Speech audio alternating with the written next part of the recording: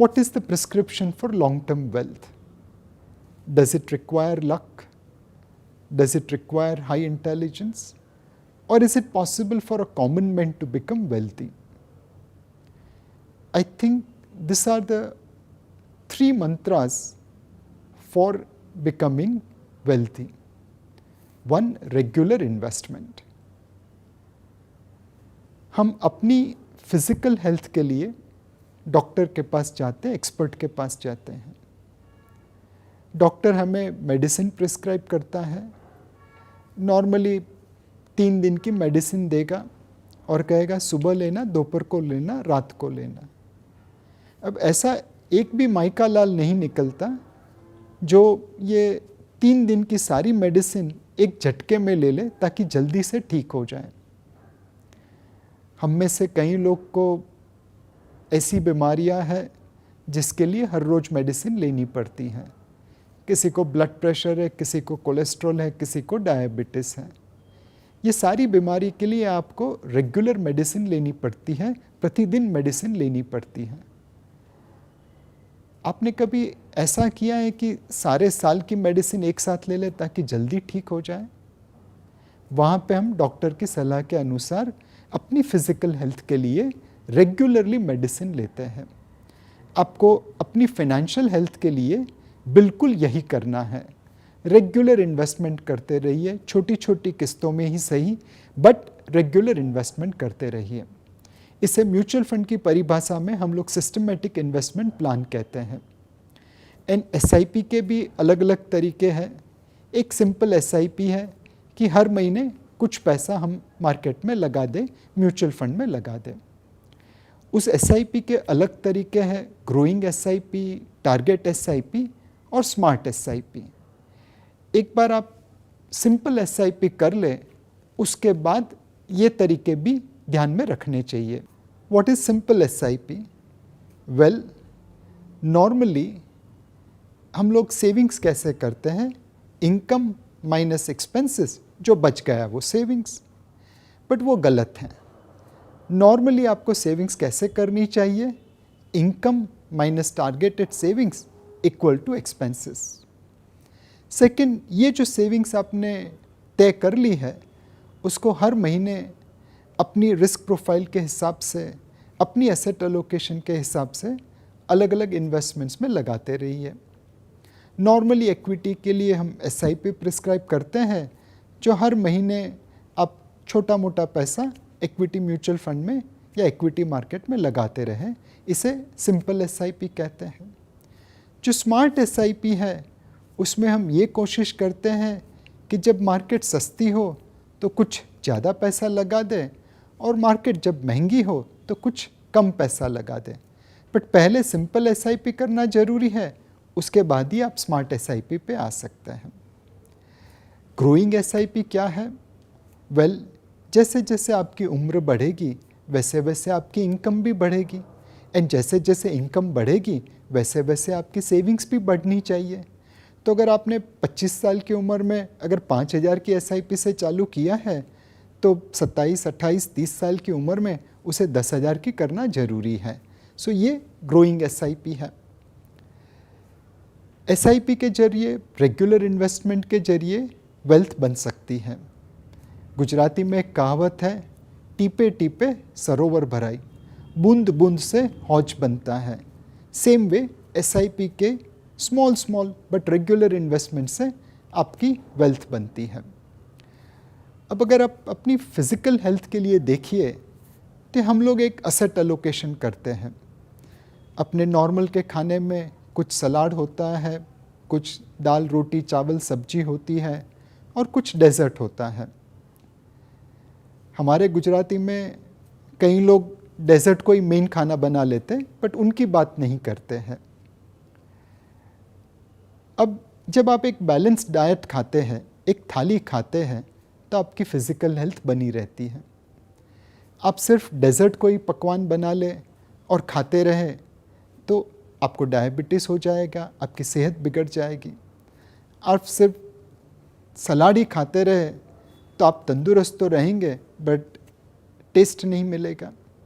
And इसीलिए एक balance बना देते हैं सूप, सलाद, मेन कोर्स से डेजर्ट का, कि आपको टेस्ट भी मिले और आपकी हेल्थ भी बनी रहे। यही चीज़ आपको फाइनेंशियल हेल्थ के लिए करनी है। आपके पोर्टफोलियो में अपनी रिस्क प्रोफाइल के हिसाब से कुछ पैसा डेट में लगाए, कुछ इक्विटी में लगाए, कुछ रियल एस्टेट में लगाए, कुछ कमोडिटी में लगाए, और वो कॉम्बिनेशन आपको टेस्ट भी देगा और आपको हेल्थ भी देगा। ये असेट एलोकेशन को अगर आप रैशनली समझना चाहते हैं तो this is one slide. Normally market अपनी फेयर वैल्यू के ऊपर चला जाए तो उसे एक्सपेंसिव कहते हैं, और फेयर वैल्यू के नीचे चला जाए तो सस्ता कहते हैं। Market becomes expensive normally in a तेजी की market, in a bullish market. Market becomes cheap in a bearish market. Now जब आप फेयर वैल्यू वाली मार्केट में है और प्राइसेस ऊपर चली जाती है, वैल्यूएशन महंगा होता है, तो आपको प्रॉफिट बुक करना चाहिए।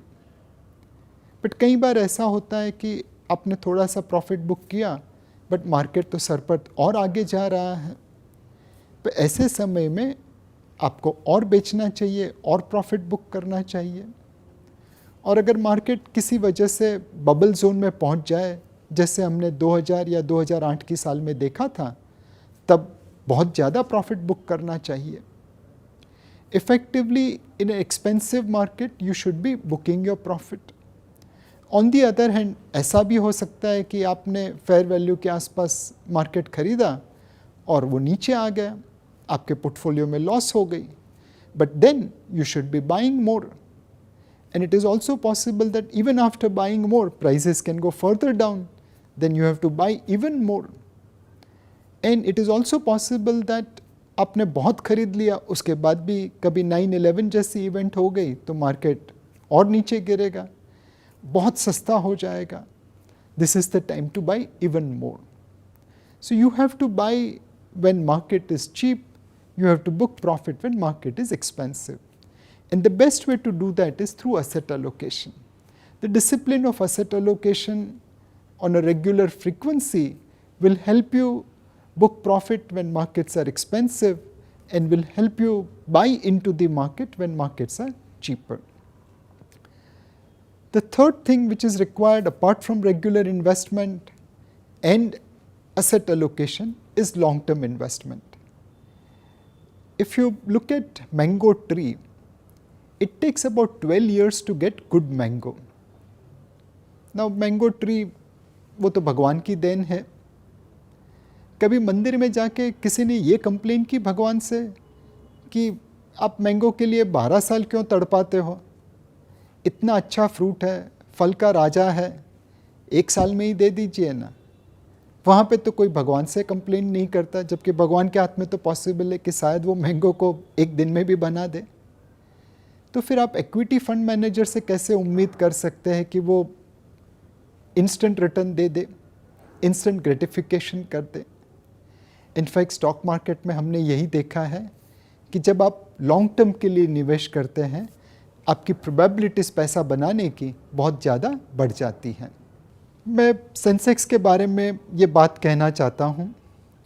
इसने तकरीबन जनवरी 1991 से जुलाई 2018 तक 14.38% रिटर्न दिया है।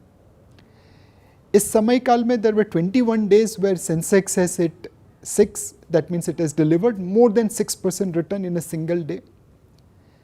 There were also 90 days when Sensex has hit a 4, that means it has delivered between 4% to 6% return.